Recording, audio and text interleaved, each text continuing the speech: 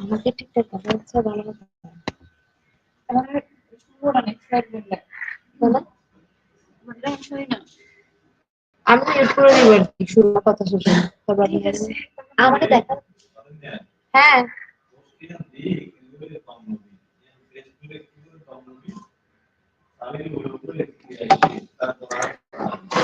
মানে উপরে যে এটা আসছে নাকি দেখবেন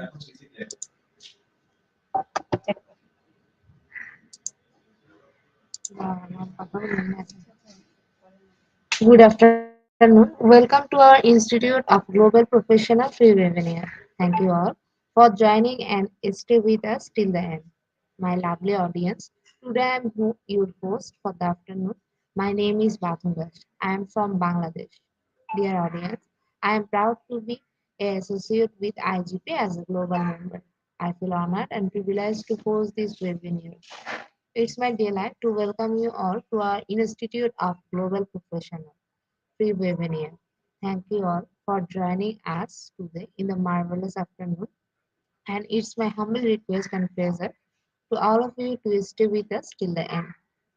Institute of Global Professionals serves student and community resource, providing holistic social work and education for create a competing generation.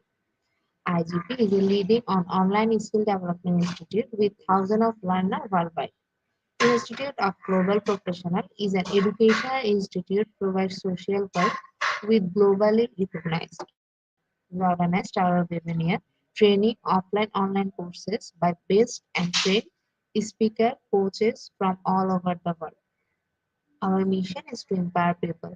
We have successfully completed 1084 webinars.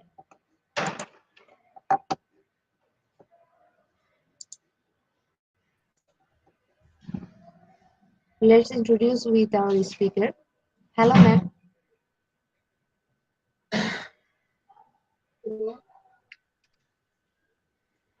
Hello. Hello, ma'am. Hello. How are Hello. you, ma'am? Yes, ma'am, I can hear Yeah, you. I'm fine. Yes. Shall we begin? Yes, ma'am. First, introduce yourself, then you can start your presentation. Okay. Good afternoon from the Philippines. I am Roda Basco Galanco, and I am going to talk about threats in research data, particularly the validity of research data. So I am from the Mountain Province State Polytechnic College, Bonto Campus, Mountain Province. It's my third year there, and I'm the program chair, the chair, the program coordinator of the Master of Arts in Education, and I am also the co-chair of the Research Ethics Committee of the same institution.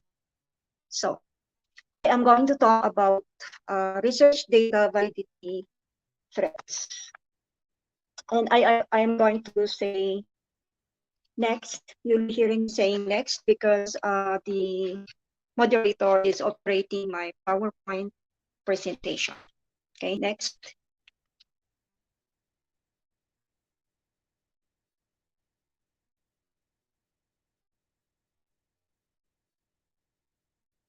Here we go to the next slide. Okay. So I'm going to talk about how the validity of a data is affected by internal and external threats. So when we say internal validity, we examine whether the study design, conduct, and analysis answer the research questions without bias on our part as researchers. And when we say external validity, we examine whether the study findings can be generalized to other contexts. However, we cannot really dichotomize between these two. The internal validity of data is a factor to its external validity, meaning if we want to create, to check if our data is generalizable to other situations or other contexts, then we need to scrutinize our methodology, our data collection tools and procedures, and our treatment and analysis. The effects on this will threaten the likelihood that our data could be of use in other similar research areas and situations. So, what makes a finding internally valid? So, one is if the findings have been affected by factors other than those we thought could have caused them. We call this as the confounding variables. So, from the word confounding, is the variable is actually confusing. So, this becomes a threat if these confusing or confounding variables are not eliminated. For instance, when we correlate sex with the acceptability of violence and find out that there is a high correlation between these two variables, with the males tending to be more accepting of violence and women tending to be less accepting of violence, we may interpret it that males have a higher predisposition towards violence than females. But the question is it really the sex of the person that is attributable to this phenomenon? And we really attribute this phenomenon to the sex of the person. What is in being a male and his biological composition that makes him look favorably at violence than women? Because we use sex as the moderating variable, we tend to interpret it as the one responsible for the phenomenon, or it is the cause of the phenomenon. Hence, sex is a confounding variable. We need to do further study into what is being a male that makes them look at violence more favorably probably than women. Another example. Okay, smoking causes death. We find this in many advertisements. However, it is not the act of smoking per se that causes death, but it is the chemical content of the cigarette that is smoked. Hence, smoking is a confounding variable. Okay, so that's one instance that a finding could be internally invalid. Another one, the interpretation of the data by the researcher is not clearly supportable, meaning the data seem to be absorbed, that there is no scientific explanation to it at all, that not everyone is going to accept it. For example, we say that if we say that blonde-haired people are less intelligent than black-haired people, what's our evidence on that?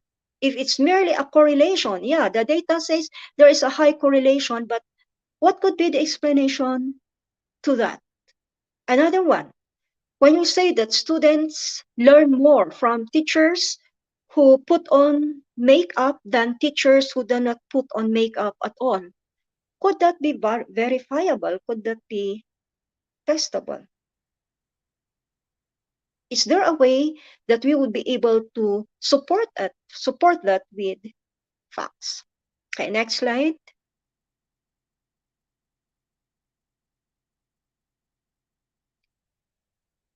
So what makes also a finding externally invalid? So it's now the external validation of the validity of the finding. Could it be generalizable to other contexts?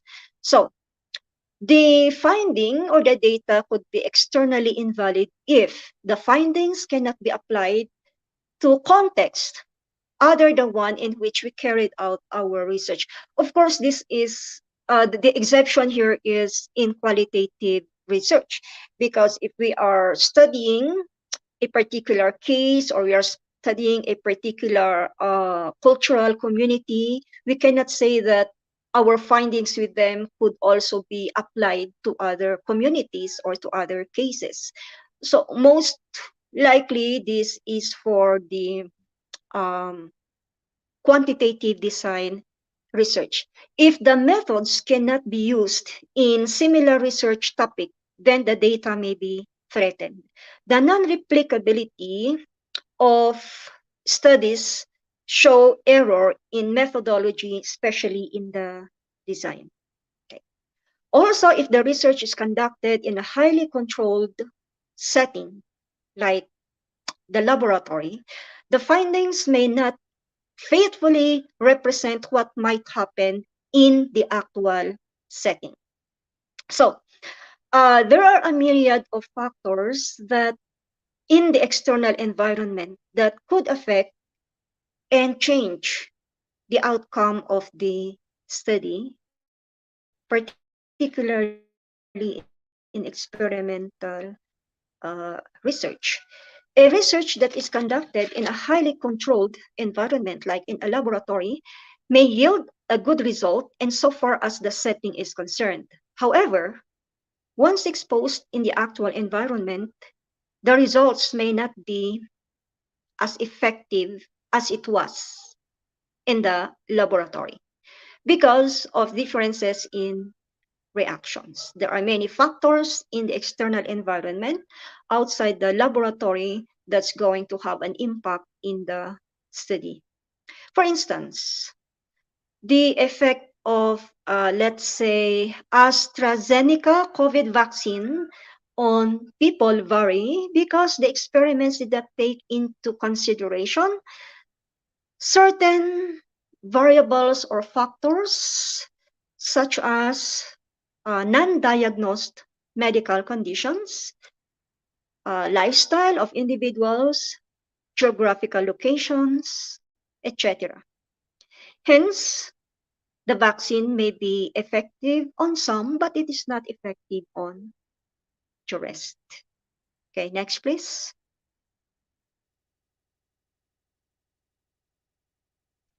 Okay, another one is subject variability. When we say subject, we are referring to the participants, the respondents or the informants to our study.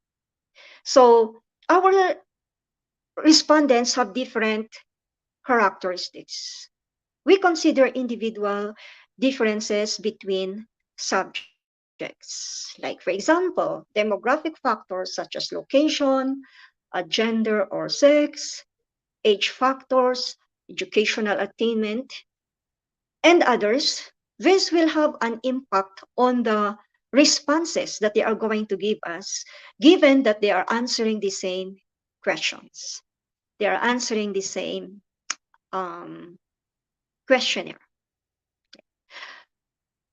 Another factor for subject variability is the poor reliability of the test or the questionnaire.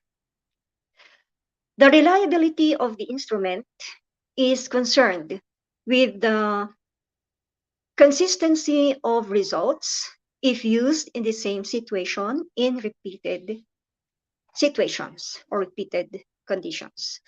Poor reliability happens when certain requirements of reliability testing are not met, such as the number of uh, participants to the pretest, the non-appropriate characteristics of these participants, meaning their characteristics do not match the characteristics of our actual participants, or the conditions under which the test was administered, may also be the time when the test was administered, and the person who administered the test. This may contribute to a poor or a low reliability of the test. Differences in test details may also be a factor that is affecting that to be considered in subject variability, like the test or the questionnaire is poorly constructed and therefore could not be understood by the participants. The language that was used may not be understood by the participants. And another one is the host factors, referring to the characteristic of the researcher himself or herself. We will look into that later. And next, please.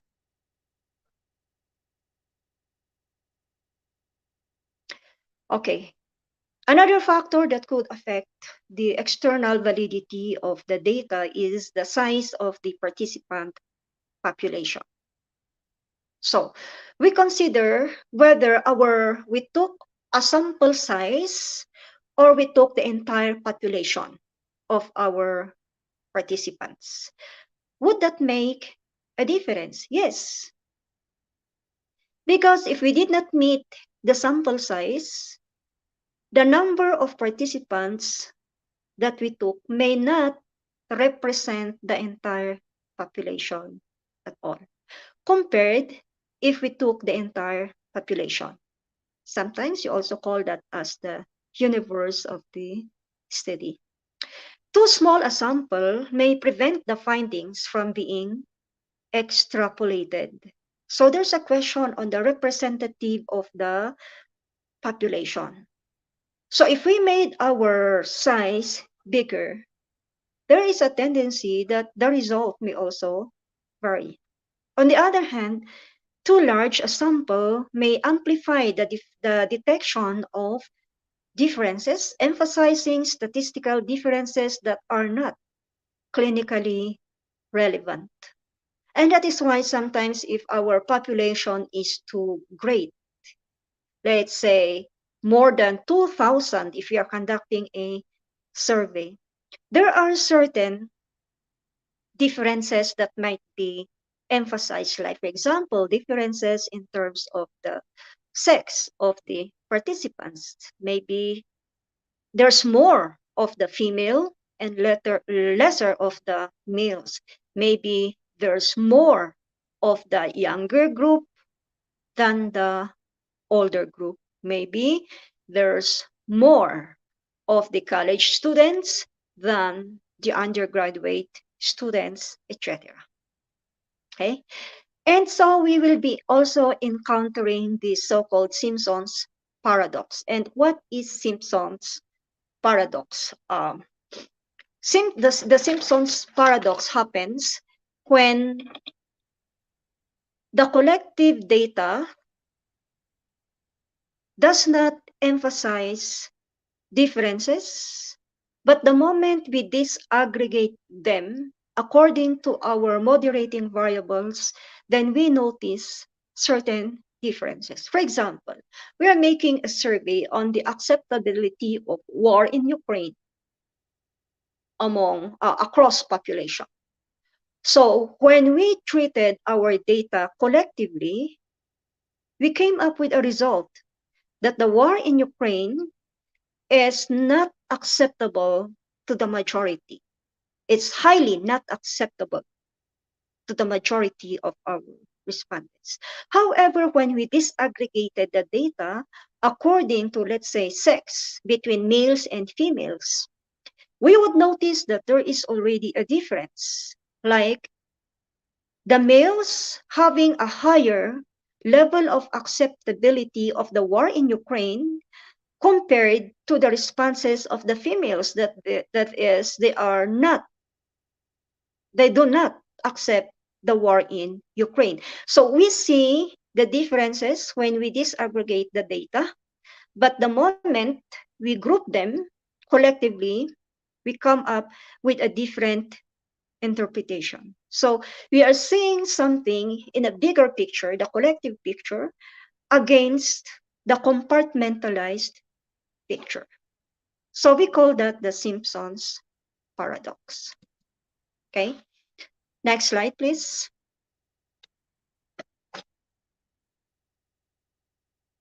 Okay.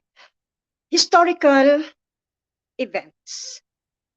Historical events might exert some influence in the mood of our participants when they are going to answer our questionnaire or when they are going to take the test. If, say, for example, we are conducting a survey on our satisfaction and confidence on our elected leaders during calamities, and we administered this survey during the typhoon season, and most of our elected officials are not at responsive that time. Compared if we are going to administer the survey on another day when there are no calamities and we look favorably at our elected officials, there's going to be a difference in our response. Okay? So because of the situation that the respondents are facing at the time we administered the survey, there would be a difference in the results that we are going to get. Other events like, okay, politics, man-made events, they can influence the coordination of the research participants and how they are going to perform. The responses that they are going to give us, considering historical events, would be different. For example, they may, at the time that they have their president, they may have a lot of criticisms against the president. But the moment there is a change in the administration, the former president was replaced by a new one, the tendency is that they might see that former president in a different light because they are already going to have some points of comparison with the new president. So tendency is that, who knows, they might feel uh, more liking towards the previous president compared as when he was the actual president and when the survey was administered at that time. Okay. Next slide, please.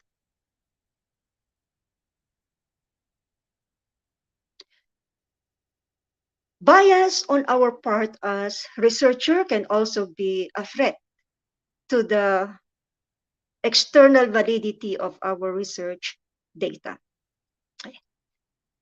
Observer drift and observer bias. Like, we may be predisposed to involving a certain group of individuals in our population and excluding a certain group of individual. So in that case, we are already biased when it comes to our population, the sample of our population. We tend to include this group because we believe that they are going to give us a favorable response, and we exclude that group because we believe and we know that they are going to give us a not so good response, and therefore it is going to endanger or threaten the results of the study that we would like to have. Okay? Biases from the questions that we asked may also be a threat to our data. If, let's say, we ask this question, do you like your current president? And you are predisposed to not liking that president, you would wish that the answer of your respondent is yes, no, I do not like the president. So in a way, you tend now, you might try to manipulate the way that you ask the question or the words that you are going to use so that you are going to get the response that you want to get. That is exerting certain manipulations in the consciousness of our participants. If there is biased questioning, there is also biased reporting. That is, when we are going to report the data of our research, we might be inclined to filter them or to sanitize them, especially if we are doing a commissioned research. And we know that the agency or the funding agency wants that the result should be like this. And so when we are going to give the report of our research, we might be sanitizing them, removing those data that we believe are not shedding a good image on the funding agency. And we will just be including the data that's going to be favorable to the funding agency. My point here is, if we are going to be subjective in our reporting, it would defeat the purpose of doing the research. We do the research because we need to come up with solutions to existing problem. And coming up with solutions to existing problems will also be unearthing other problems. And these are important to be addressed. These are important to be reported because this might actually be the hindrances or the barriers to solving the problem. So if we are going to be biased, if we are going to sanitize or filter the data that we are going to report, then we ourselves have posed as a risk or a threat to our research data. Another bias that we may experience as researcher is the so-called halo effect. So what is this halo effect? Sometimes because we are influenced by public opinion, we do not want to divert from that. And so we want that our data is going to affirm the public opinion. We do not want to dissuade people from thinking that, hey, yes, the scenario is like this, the problems are this. And so if we are going to affirm those, then we are going with the flow. What have we contributed? What good data did we come up with if we simply affirmed public opinion, if we simply affirmed what is existing?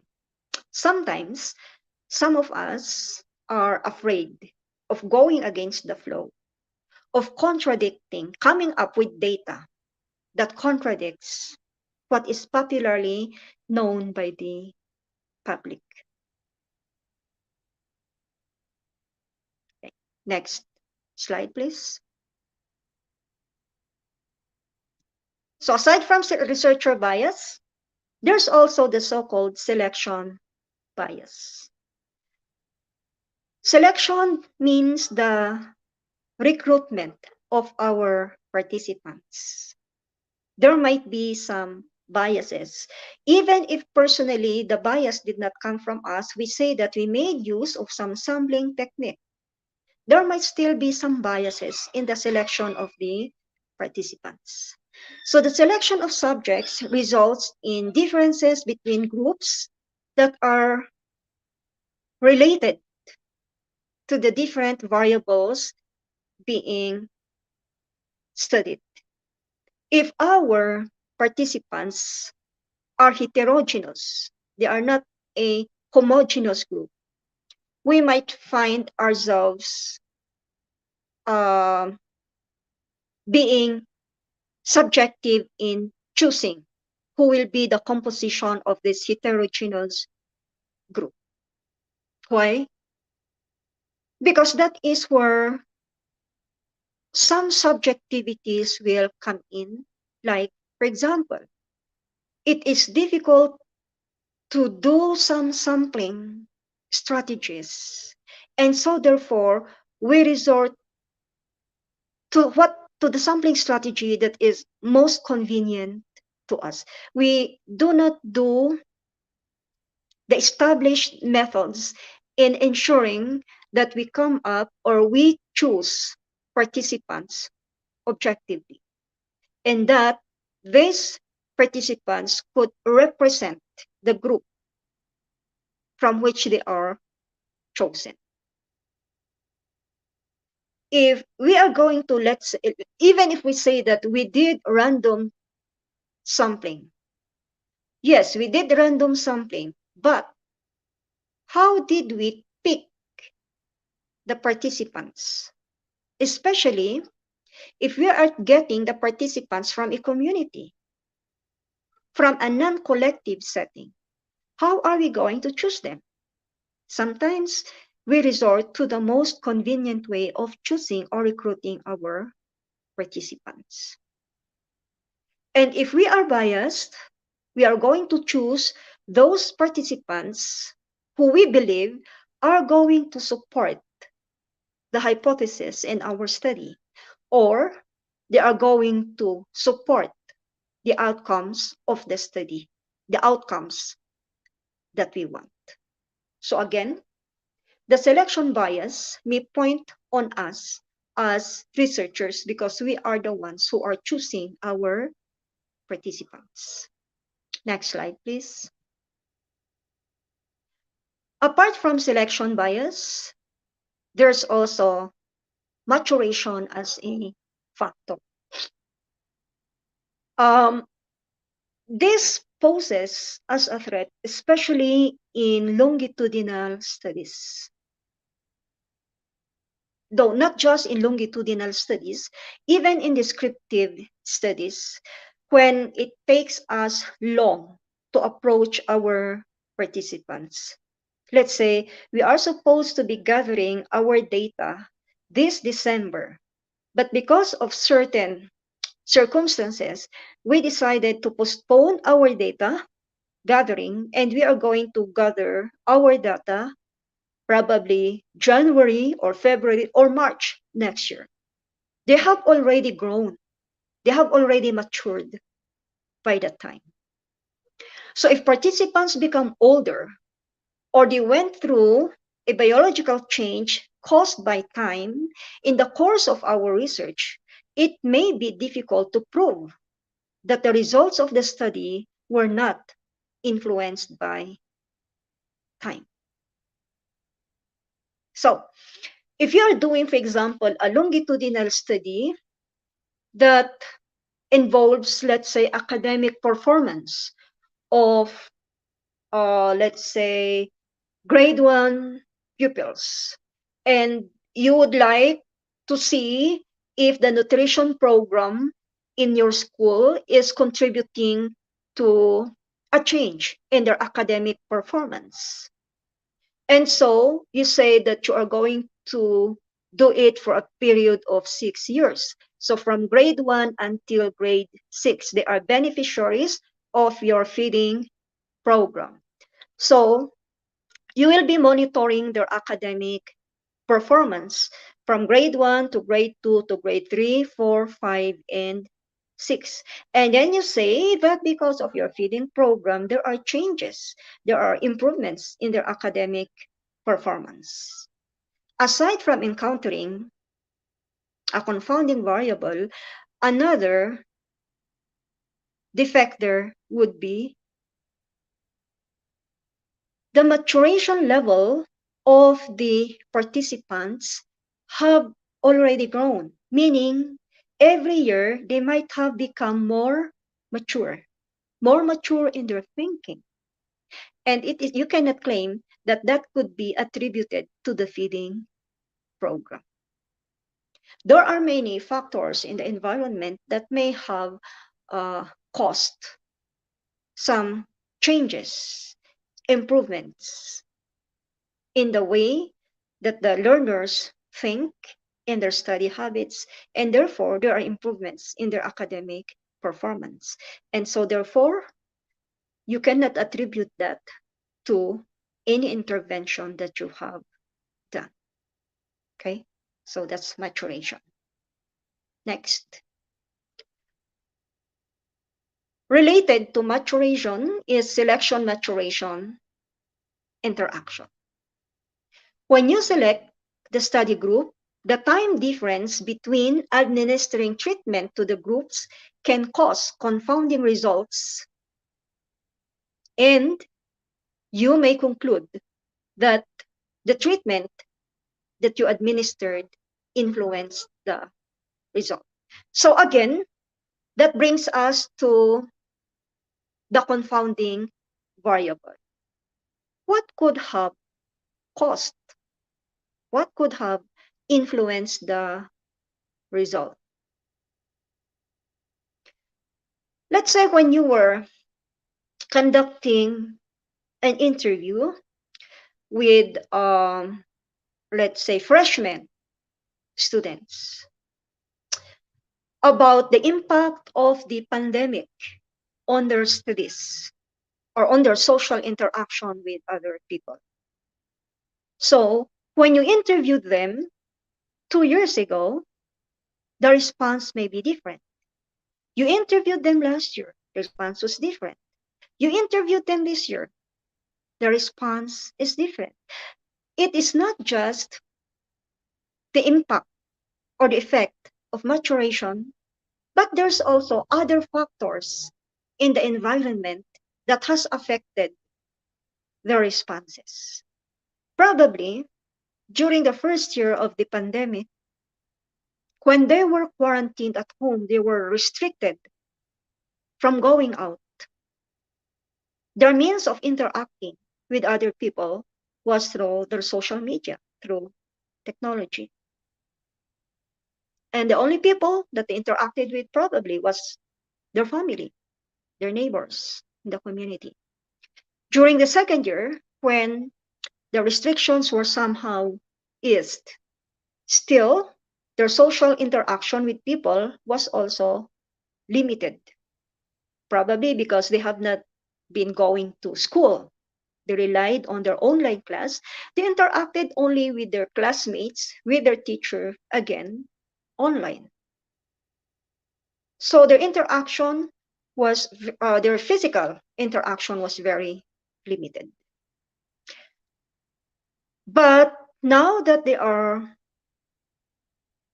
on a hybrid mode, that is asynchronous and both asynchronous and synchronous, there are times that they report to school, they interact physically with their classmates. There are times that they go online, but still the interaction is there. So the response that you got previously may not be applicable this time if you are going to make a comparison. So that would be attributed to the process of growing and the circumstances in the environment. Okay. Next slide, please. There's also the practice effect. Next slide.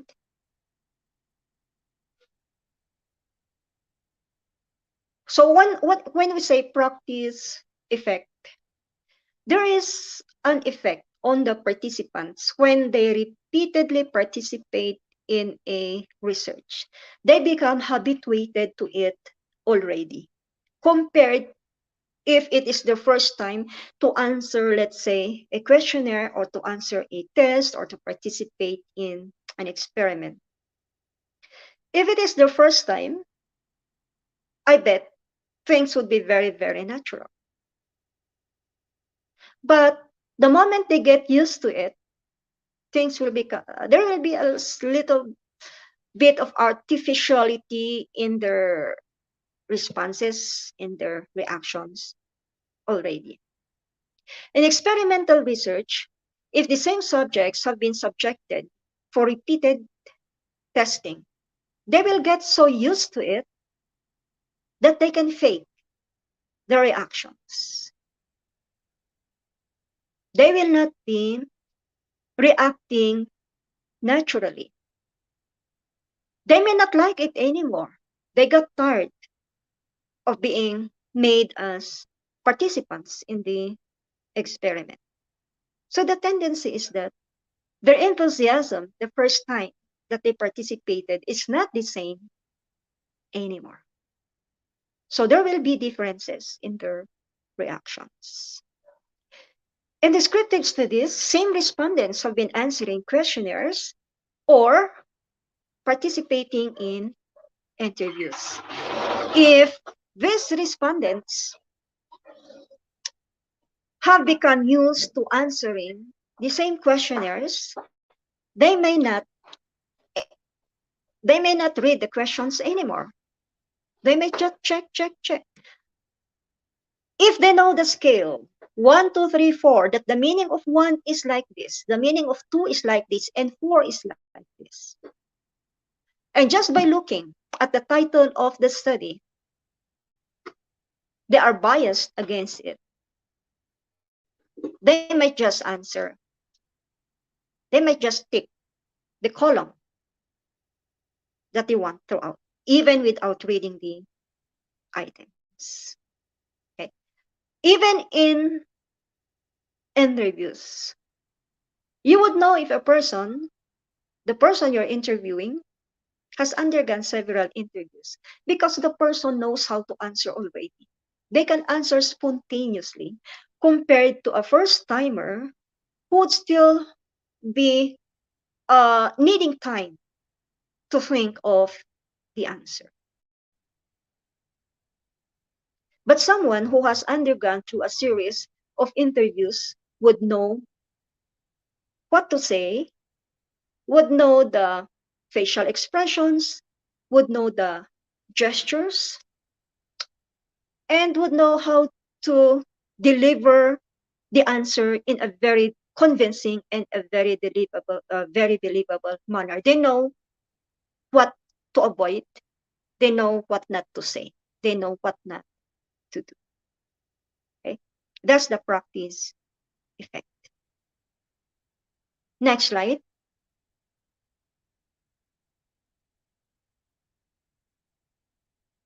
Next slide, please.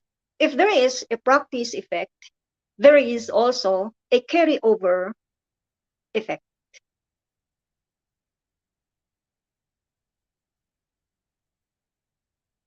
Next slide. Now, the carryover effect in experimental research, when the time interval for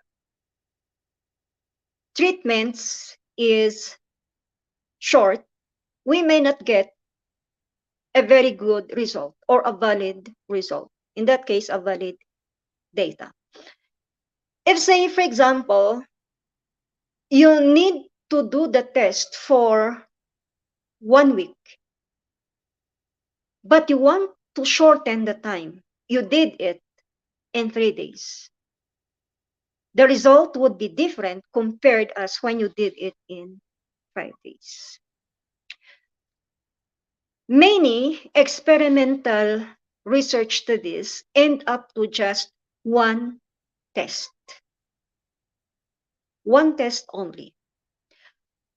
If you do the test twice or 3 times, there would be different results. You do it once, you cannot confirm the result.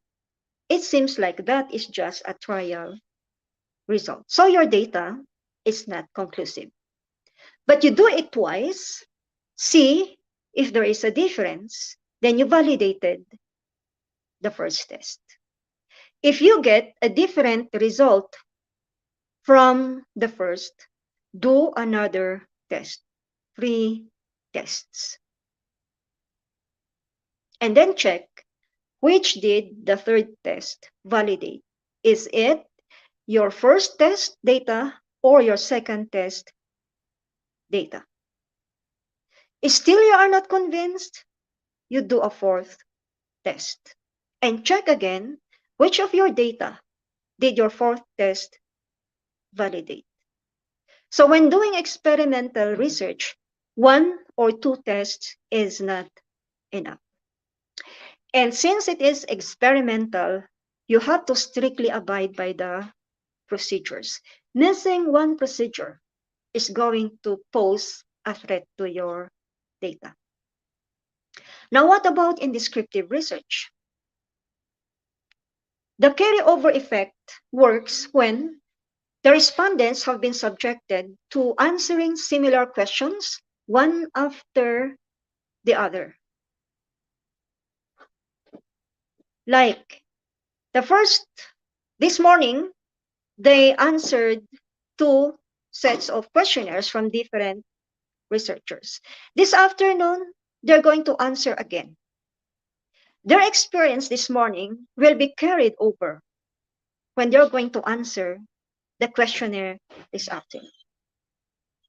So it's similar to the practice effect where when this morning they know that, hey, the meaning of the scale for 1 is like this and the scale for 4 is like this. So even without answering now, without reading the items or the questions, they're just going to make a rating or they're just going to check.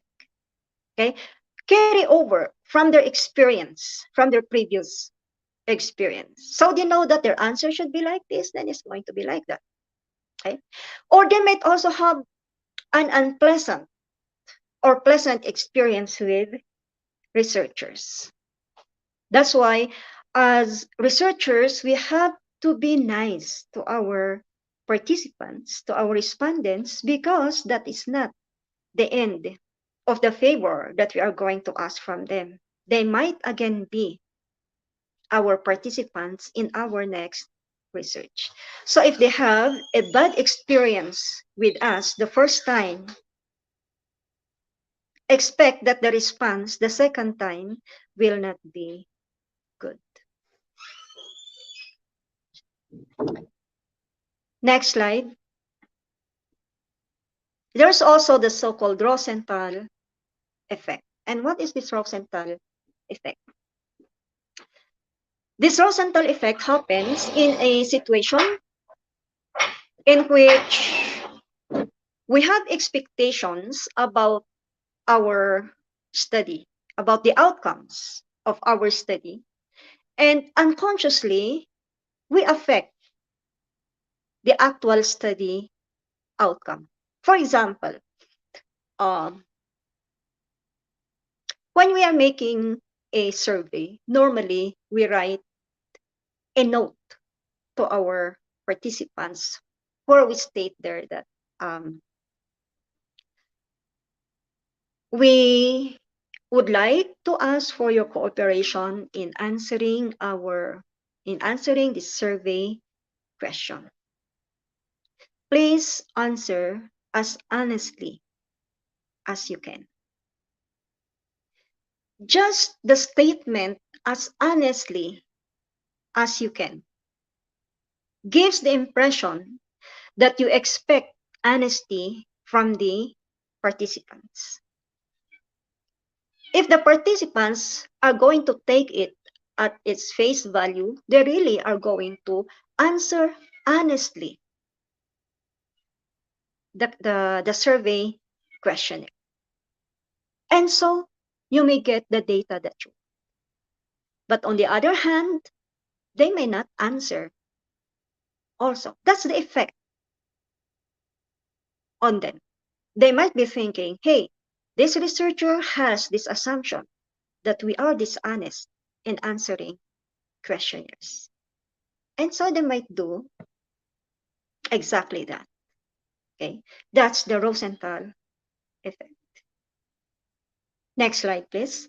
If there is a Rosenthal effect, there is also a Hawthorne effect. Next slide. The Hawthorne effect is the effect on the behavior of the participants knowing that they are being observed or they are taking part in research. Please show the next slide.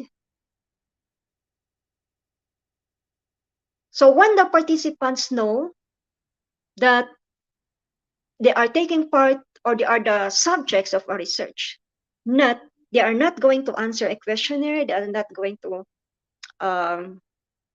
answer a test, but they know that they are being observed, because let's say the method of the researcher is observation.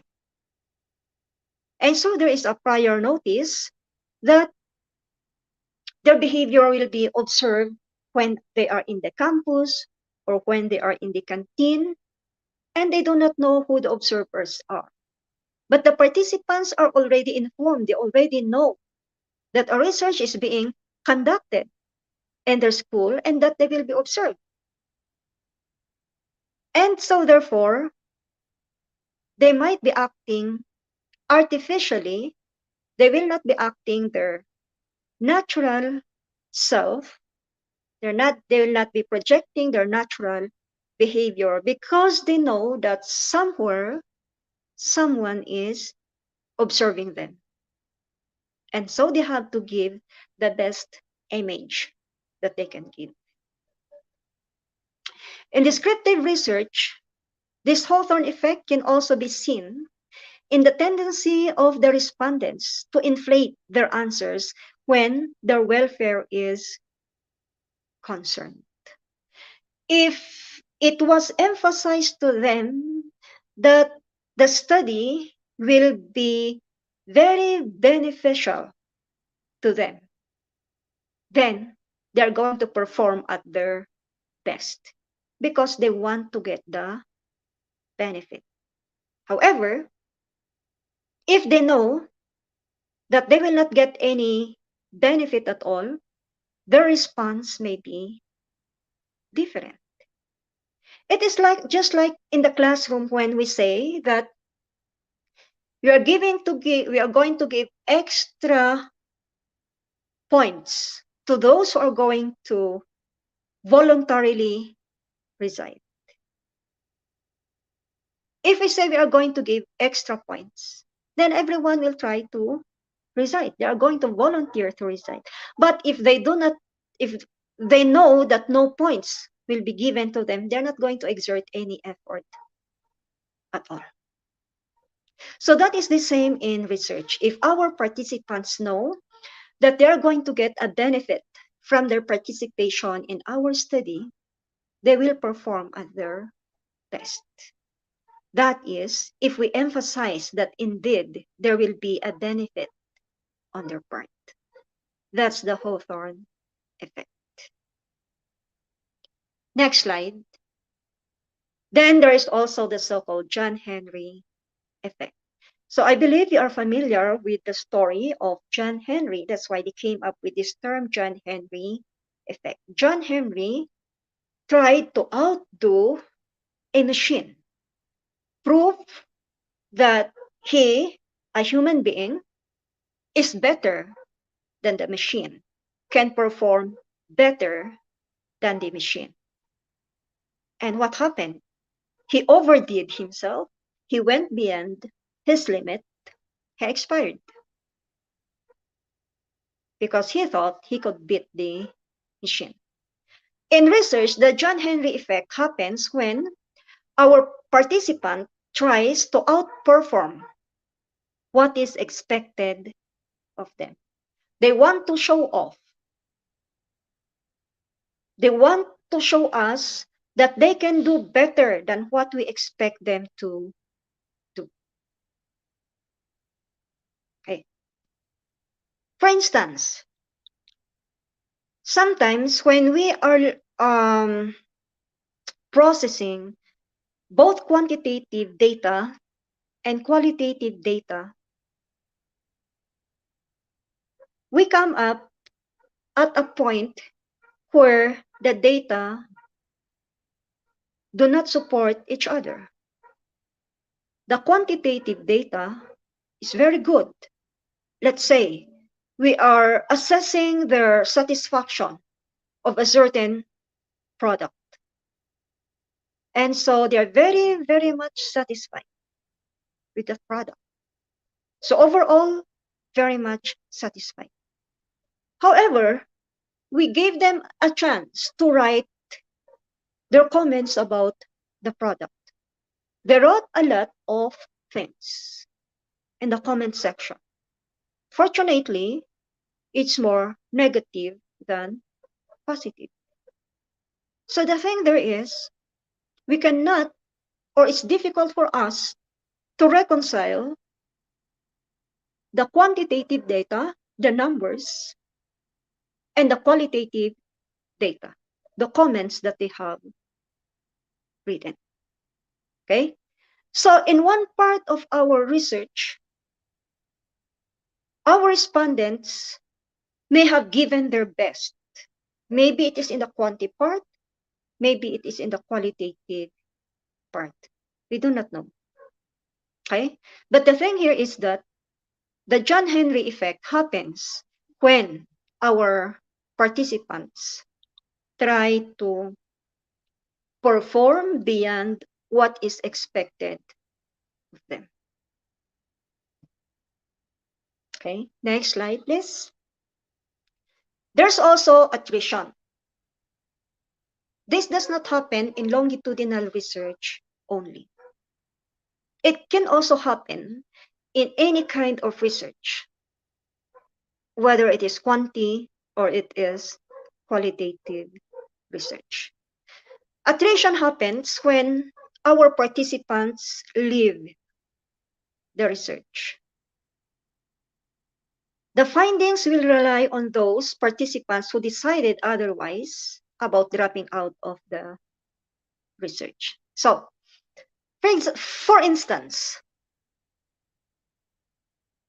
we're expecting that, uh, let's say we are conducting a survey in our institution. We are making a survey on their, let's say, attitude towards gender policies in our school. So, when we conceptualize our study, there were 500 who participated.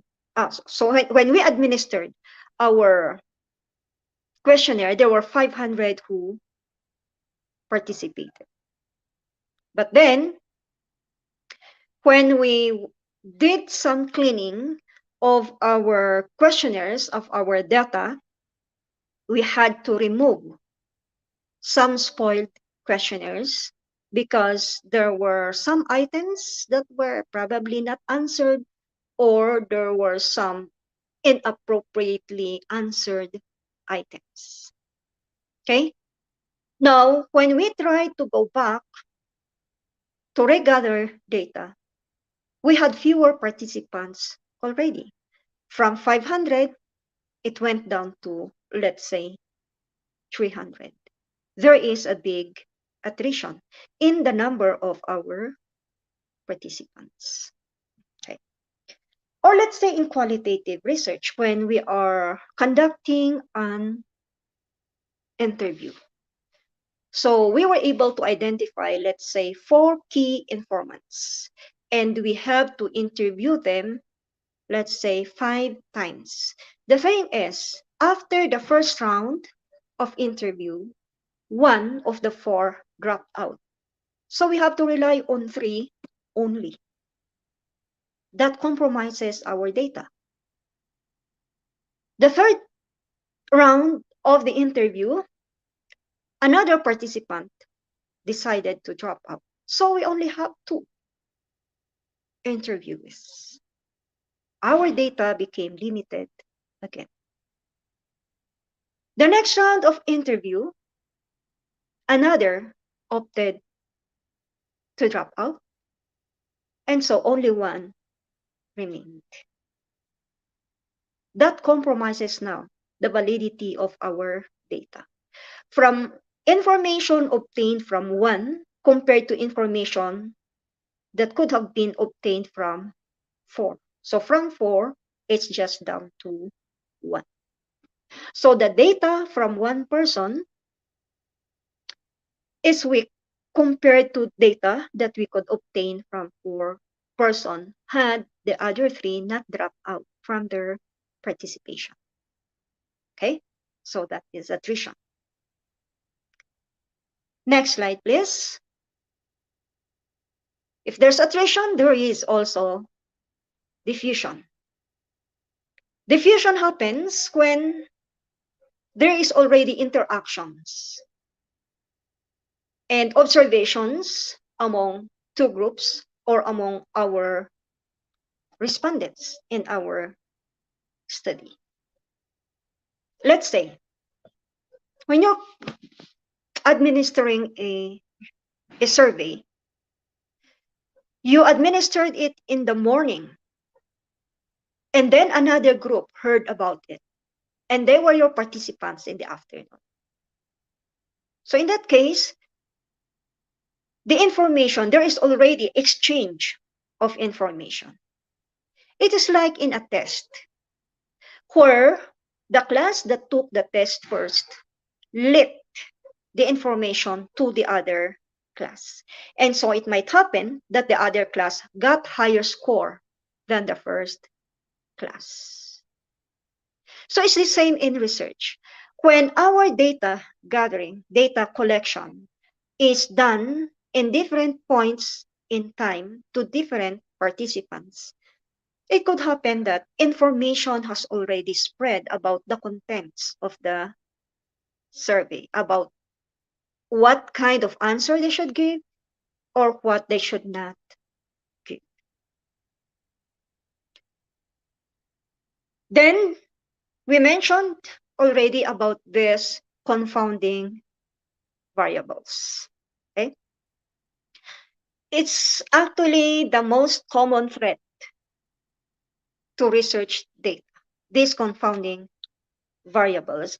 Because if we do not do an in-depth analysis of our data and we do not do multiple data collection, methods of data collection, we are going to encounter these confounding variables. So how do we rule out these confounding variables? We need to stay faithful to our method. We need to stay faithful to our design. We need to establish criteria for those who are going to participate in our study. We need to be conscious of the time when we are going to gather our study, when we are going to begin our data gathering, and when we are going to end our data gathering. And we need to stay focused on what really are we investigating. What is it really that we are investigating? Otherwise, if we are not going to take this into consideration, we are going to fall into thinking that this is the cause of this phenomenon, when in fact, that is not the cause. It is just a confounding variable. It's a variable that confuses us, makes us believe that it is the cause. Okay? So if that happens, there is a flaw in our interpretation. Our interpretation is defective, and therefore our data is defective. Okay? Next slide. There is also the researcher personal attribute effect. Again, aside from our biases, researcher biases, our personal attribute may also threaten the validity of our data. Our physical appearance when we went to gather our data. Okay. I had this experience with a police officer who wanted to administer a survey questionnaire to high school students about their trust and satisfaction in the performance of the police. The police asked my help to grant me or to allow him to administer the test to that group of students. But then I said, Mr. Police Officer, you're in complete uniform. The way that you look when you present yourself to the high school students, you are the one who is going to personally administer the questionnaire. Your physical appearance and you being a police officer is going to affect the responses. It may be that because they are scared of you, they're going to give a different answer compared to the answer that they are going to really give, honestly give, when it is somebody else who is going to administer the questionnaire. And so I was the one who administered the questionnaire. Okay. The other one, the profile of the researcher. So this is where the halo effect may come into play again. The profile of the researcher. If the researcher is known, is a known researcher, the tendency is that probably some will be very enthusiastic in participating. For us, if a researcher who is not known is going to administer a questionnaire, the participants may not be very enthusiastic. Few might be participating. And so, the other researcher might not get a good data compared to the other researcher who has a good profile.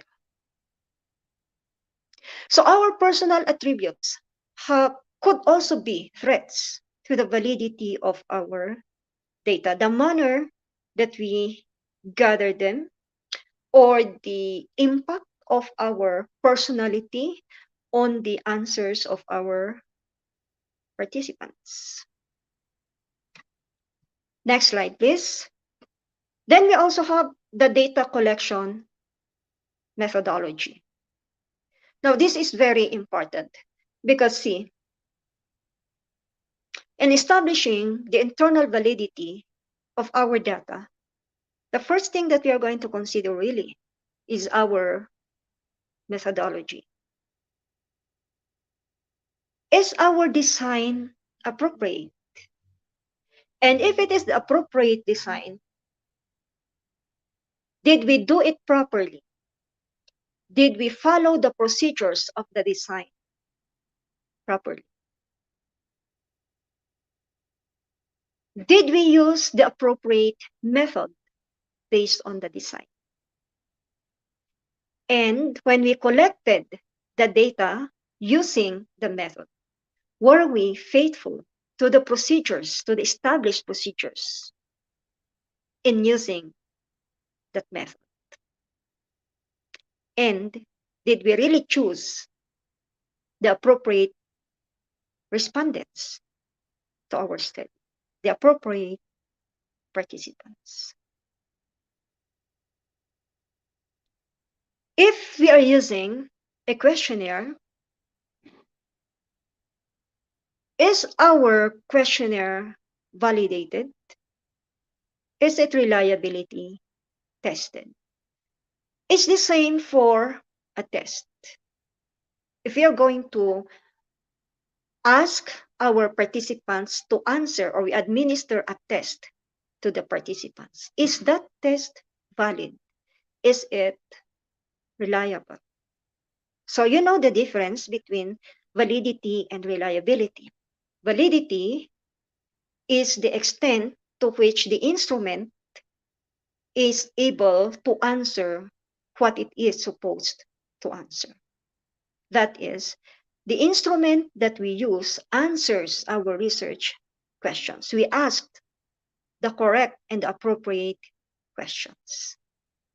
Reliability is concerned with the consistency of the responses, that our respondents have a similar characteristic with our actual participants.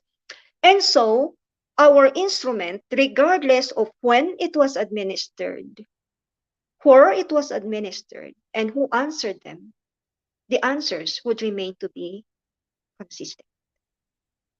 So, changes in the instrument will produce changes in outcomes. If our instrument lacks psychometric properties, then expect that the outcomes are affected. If our tool is not valid, then we will arrive or we will generate data that is not valid also. And so we will be interpreting invalid data and we will be coming up with invalid conclusions and invalid recommendations simply because our data is not valid. Okay? Now, also, there would be a difference if it is us, the researchers, who actually collected the data rather than asking someone else to collect the data for us. Because we do not know if that person remained true or faithful to the process of gathering the data. For instance, it is very common that when we administer a questionnaire, someone else can do the administration for us. So we can give it to someone else and they are going to administer it. But if the respondent has some questions, it will not be answered properly by the one who administered it. And so there might be an impact on the respondent. Compared if we are the ones who actually administered our questionnaire, they asked questions from us, and we're able to answer the question. It's the same when we are conducting an interview. Because when we do an interview, we are not just concerned about the information the interviewee is telling us. We also have to observe the facial expression, the gestures of the interviewee. Is this person telling us the truth? Is this person serious? Or is this person making a joke? That is up to us to determine. If the person who is doing the interview was not able to capture the other nuances of the interview sessions in the transcript of the interview, then we will be lacking data. Because there are some things that we, as the actual researchers, will notice, will observe if we are the ones who actually gathered our data.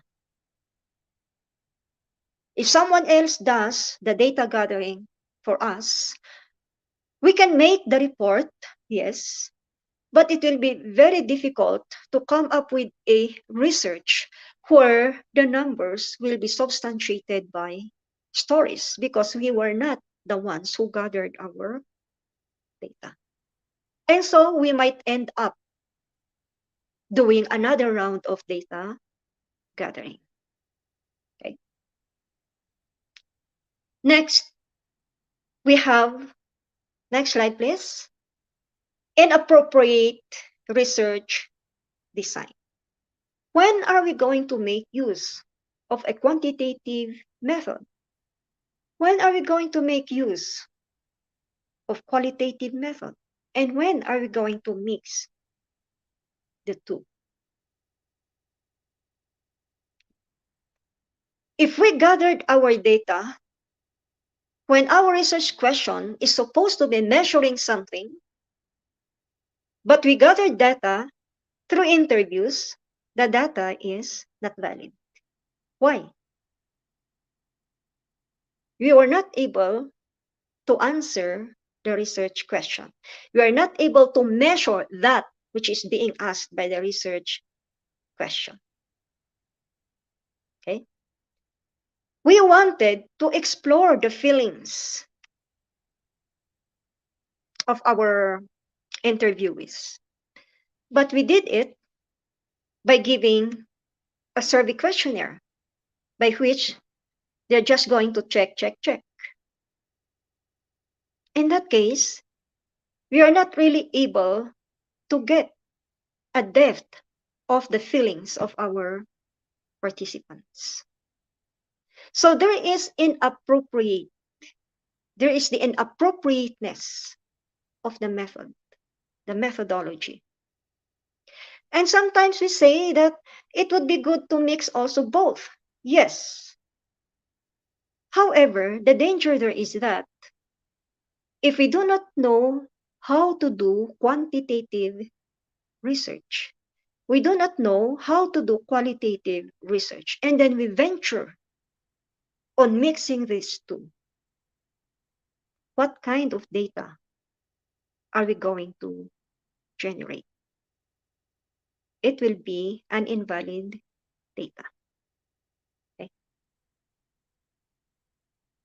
So that's the end of my presentation. So to wrap up, the threats to our research data are both internal and external. If we want to come up with a good research data that could be utilized well for decision making, for coming up with policies, then we have to scrutinize the validity of our data. We need to rule out, we need to eliminate those situations, those variables, those factors that will render our data, research data, invalid. Because if our research data is not valid, then we will be proposing policies that are inappropriate, policies that are not going to be functional. We might be designing systems that are defective because they are based on defective data. And so we are not going to improve our practices at all because we did not eliminate, we did not rule out those data that will render our research not valid. Okay, so those of us who are doing research, check all of this before you are going to do the final narrative report of your research. Check the validity of your data.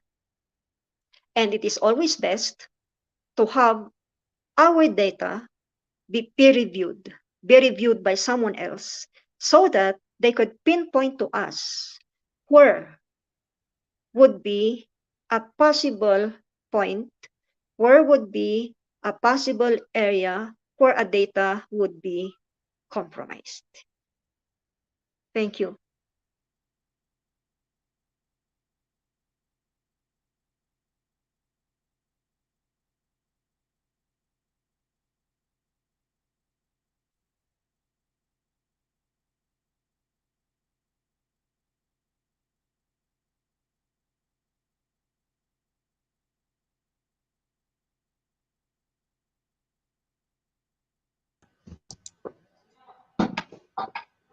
Hmm.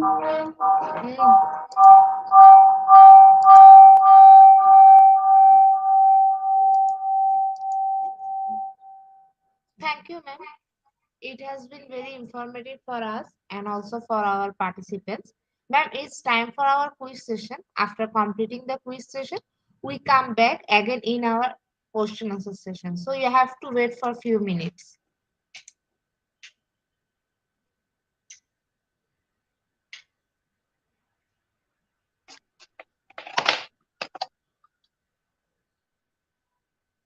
Hello, ma'am. Can you hear me? Yes, I can hear you. Okay, ma'am. Then we will start our quiz session now. So after quiz session, we will go for our question answer session. So you have to wait for a few minutes, ma'am.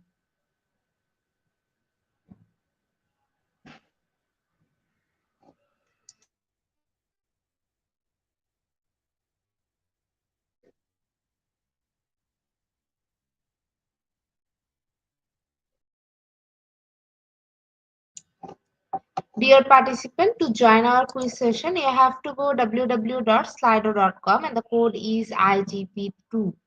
After a short video, we will start our quiz session. So let's enjoy our quiz session. Quiz.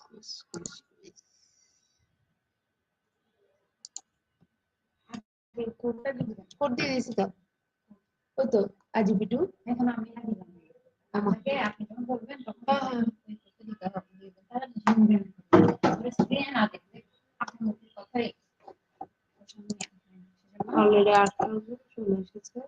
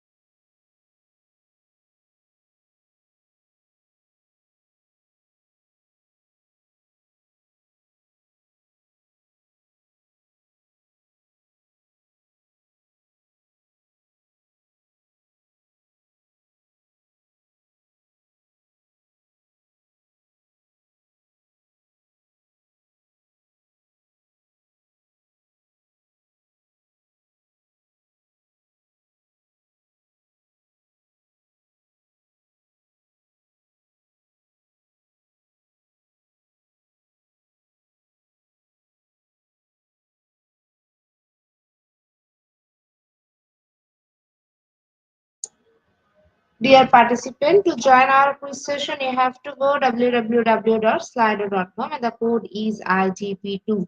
We will pick your name from Slido, so join with your full name, which will be directly printed on your certificate. Top 10 will be awarded with quiz competition certificate.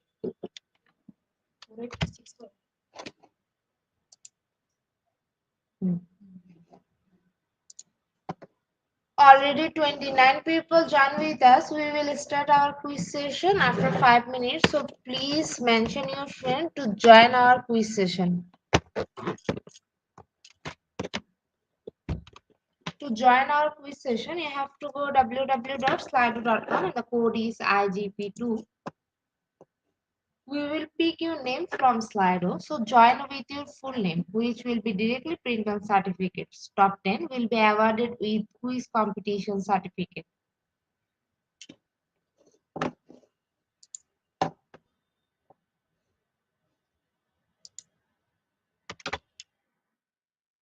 To join our quiz competition, you have to go www.slido.com and the code is IGP2. And the code is IGP2. We will pick your name from Slido, so join with your full name, which will be directly printed on your certificate. Top 10 will be awarded with quiz competition certificate.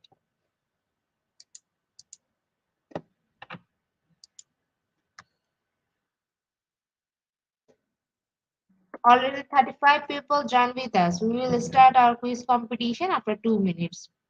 Please mention your friend to join our quiz competition.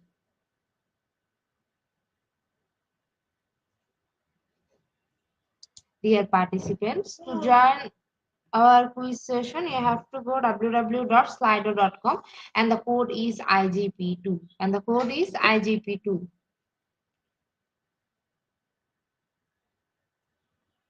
To join our quiz competition, you have to go www.slido.com and the code is IGP2. Already 37 people joined with us. Please mention your friend to join with us.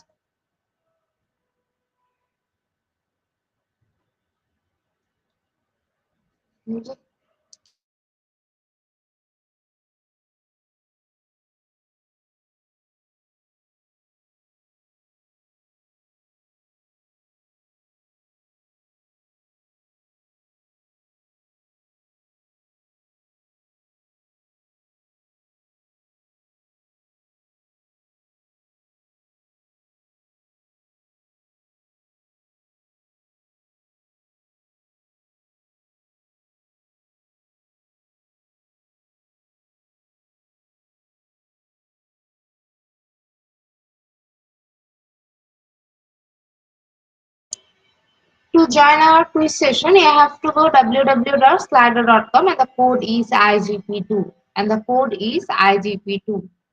Please mention your friend to join our quiz competition. Already 42 people joined with us. Let's start our quiz session. Our first question is validity of data is about option 1 how accurate the data is, option 2 how reliable the data is. Validity of data is about option 1 how accurate the data is, option 2 how reliable the data is.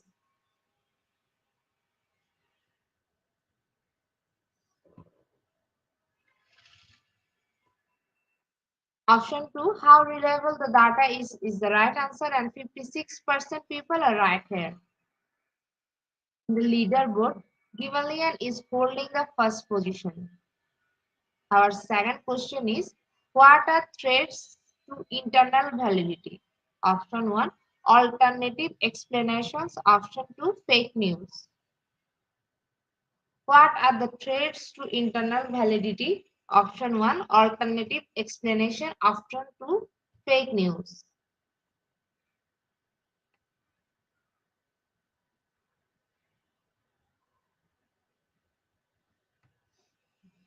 Option 1, alternative explanation is the right answer and 62% people are right here. In the leaderboard, Carmela is holding the first position after completing our second question. Our third question is, authors of a research article should avoid discussing any known threats to validity of their study. Is it true or false? The option is 1 is true, 2 is false.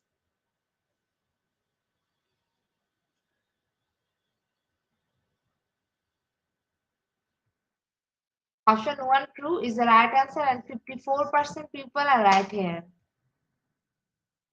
In the leaderboard, Alex is holding the first position. Our fourth question is, all of the following are threats to internal validity except option 1, selection bias, option 2, maturation.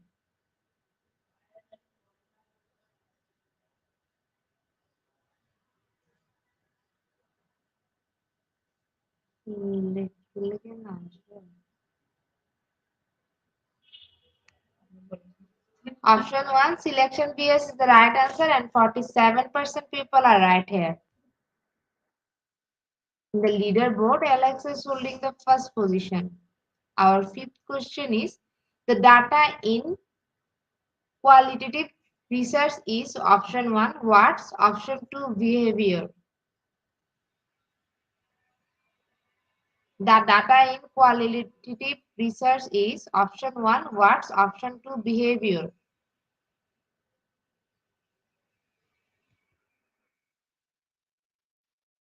Option 1, behavior is the right answer and 43% people are right here.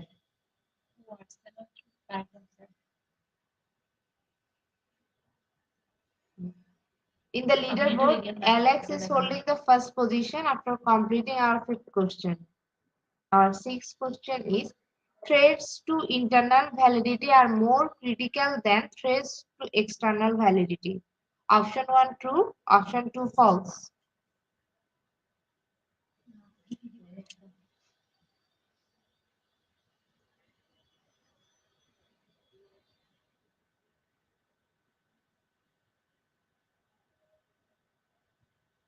Option 1 true is the right answer and 83% people are right here.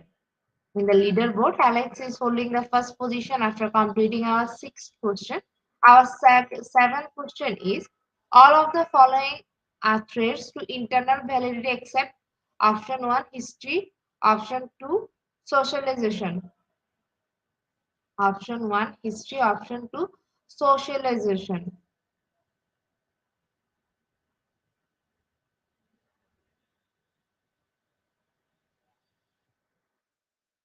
Option 2, socialization is the right answer and 66% people are right here. In the leaderboard, Joel is holding the first position after completing our 7th question.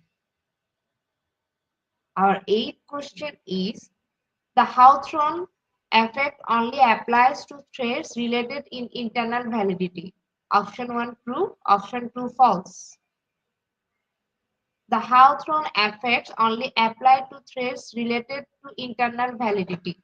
Option 1 true, option 2 false.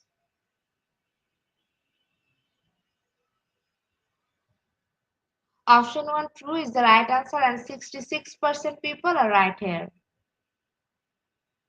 In the leaderboard, Joel Ebernaser is holding the first position after completing our 8th question. Our 9th question is, which of the following are threats to both internal and external validity? Option 1, randomization. Option 2, iteration. Option 1, randomization. Option 2, iteration.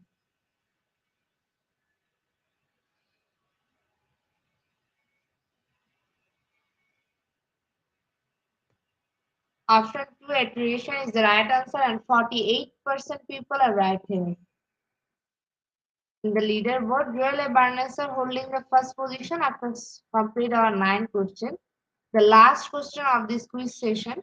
These research should will most likely have option 1 low validity, low reliability, option 2 low validity, high reliability.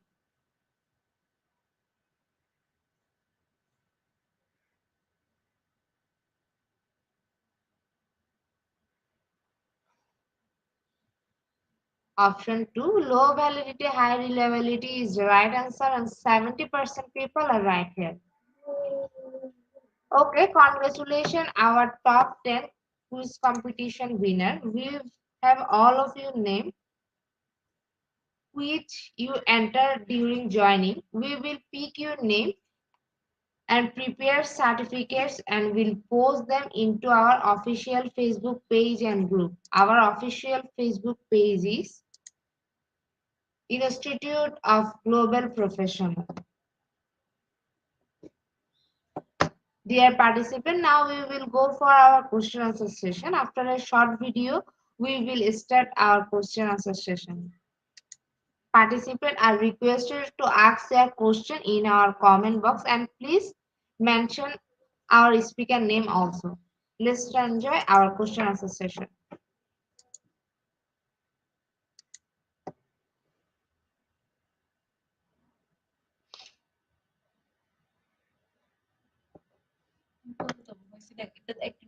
দাঁড়ান। Wow, my God, আমি তো নাই 28তম হয়ে গেছি। কতজনের দেবেন? আমি তবে 5 নম্বর কোশ্চেনে অ্যাকচুয়ালি মতো। যাক, তাও তো 28তম। এটা কিভাবে ঢুকছেন? আমি দেখিও নাই। তারপরে স্টাইলে দাম দিয়ে দিয়েছি, এটা জয়েন্ট পার্টিসিপেট কোড দিতে। যেটা না 10টার মধ্যে 5টা দিচ্ছেন, 2 মিনিট 2 মিনিট লাগছে আপনার টোটাল। যে ফার্স্ট হয়েছে তার সাথে আপনার ব্যবধান কতক্ষণ দেখছেন? 35 সেকেন্ড। 35 সেকেন্ড আমার রেখে ঠিক আছে। চিন্তা করে দেখেন জীবন যুদ্ধে আমি কত পিছিয়ে গেলাম।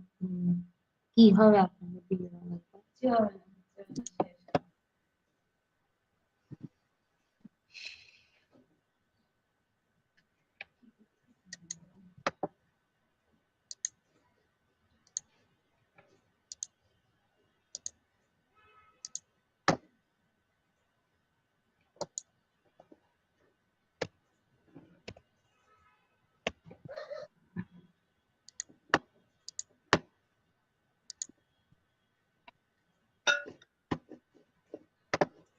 Welcome back, ma'am.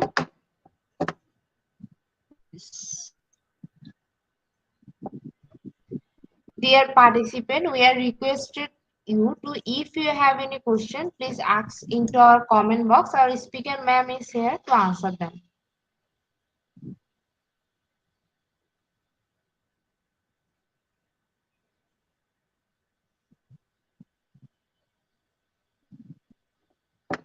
Dear participant, we are requested you to ask your question in the comment box. Our speaker ma'am is here to reply them.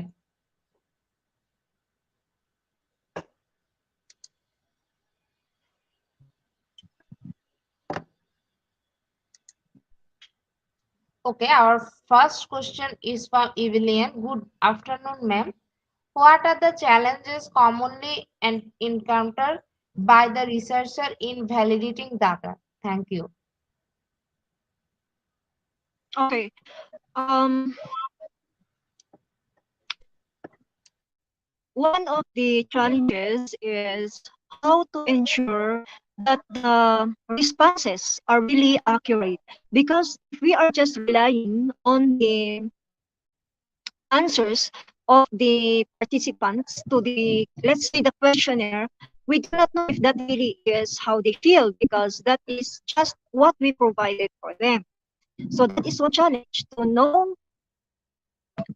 if the data really that is given to us by the participant is accurate.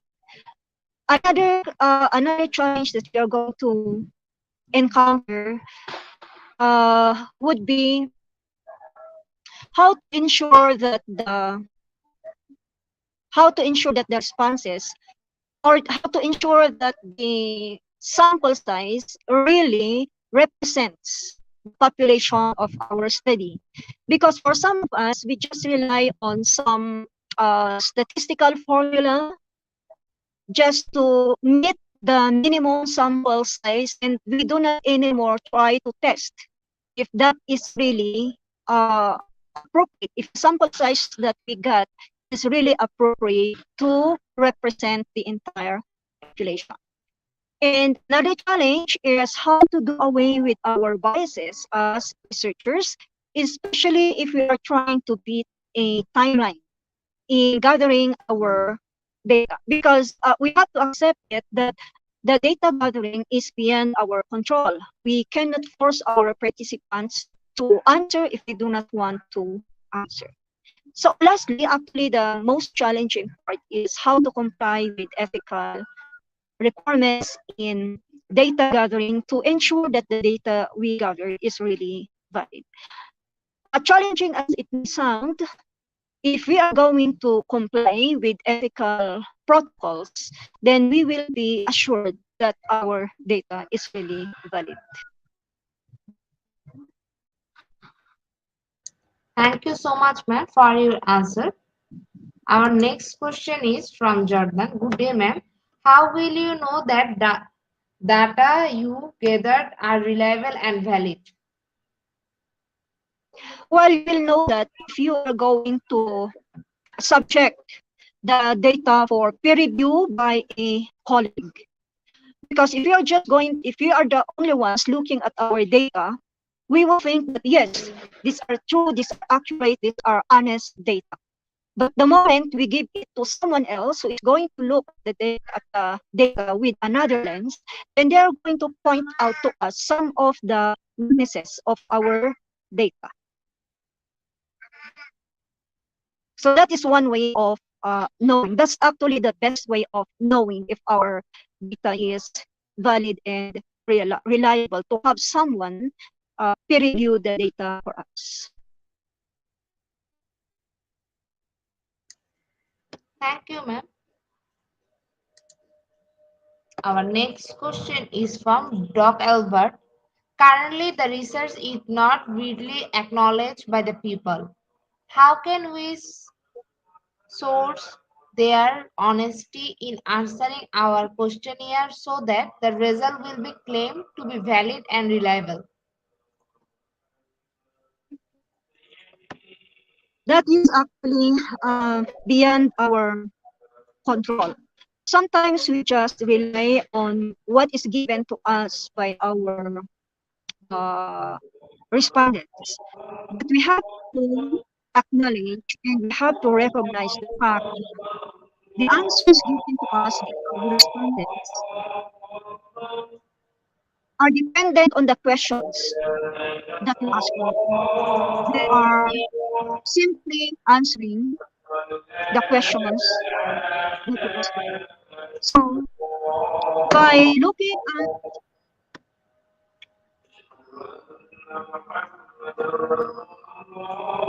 the data alone, we would not really be able to know if the data is honest or incorrect. So it is up to us to first establish the first tension unit in history.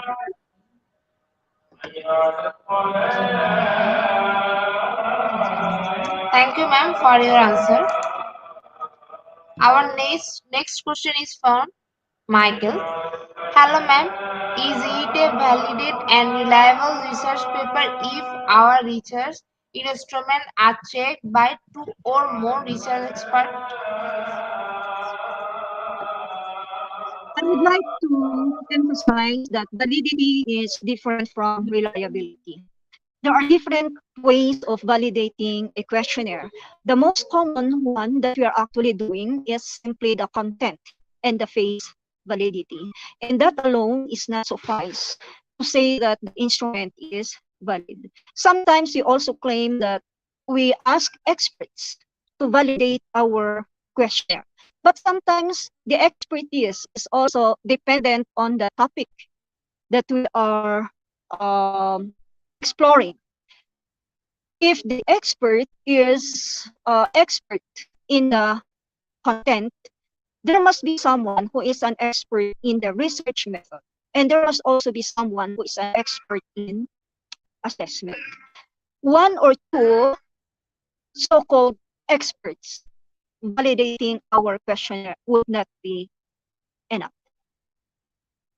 So after validation, it has to undergo reliability testing. That is another process. Before we do the reliability testing, we have to ensure that the instrument is valid.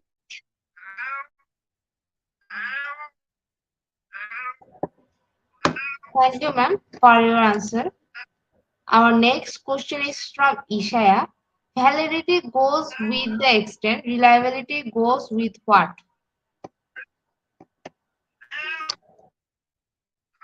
Validity pertains to the extent to which our instrument measures what it intends to measure or answer what it intends to answer. Reliability pertains to the consistency of the instrument, that even if it will be administered in another place, in another time, by another group of people with similar characteristics with our actual respondents, the answer will remain to be the same. So reliability goes with consistency.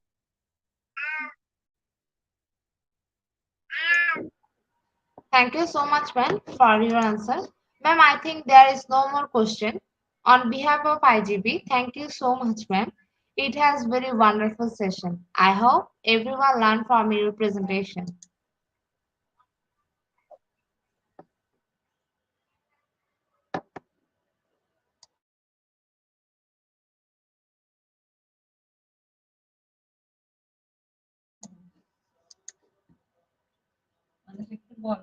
Now it's time to give your webinar code. Our today topic is threats to research data and validity, and the code is IGP4864. And the code is IGP4864.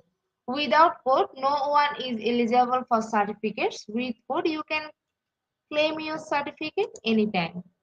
Dear participant, how to claim and certificate? First, you have to go www.eduigp.com. Then you have to click sign in or log in.